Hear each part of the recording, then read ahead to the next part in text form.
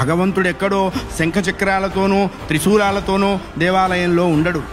9 నెలలు తను చచ్చి నీకు బ్రతికి జన్మనిస్తుంది తల్లి.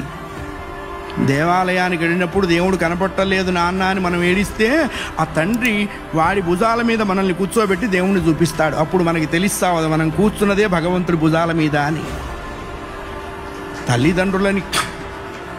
తల్లిదండ్రులకి గుళ్ళు కట్టించక్కర్లేదు. కట్టించిన గుళ్ళ ముందు వాళ్ళని కూర్చోబెట్టకుండా ఉంటే చాలు. అది నేర్చుకోవాలి.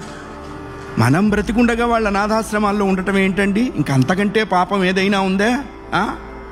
కాశీలో యజ్ఞం చేస్తే వస్తుందా? రామేశ్వరంలో అన్నదానం చేస్తే వస్తుందా? జన్మనిచ్చిన తల్లిదండ్రులు ప్రధానము. వాళ్ళని నువ్వే సేవించాలి. భగవంతుని సేవించకపోయినా నష్టం లేదు, బోల్డు మంది ఉన్నారు. జన్మనిచ్చిన తల్లిదండ్రుల్ని సేవించాలి, అది కర్తవ్యము. రామాయణం అదే చెప్పింది. అయ్యా, ఆ అభిప్రాయం లేనివాడు పశువు అనకూడదన్నారండి. పశువులు పోటీకి వచ్చినాయి, మమ్మల్ని ఆ వాడితో పోలుస్తావా అని. అంతకంటే నీచుడు.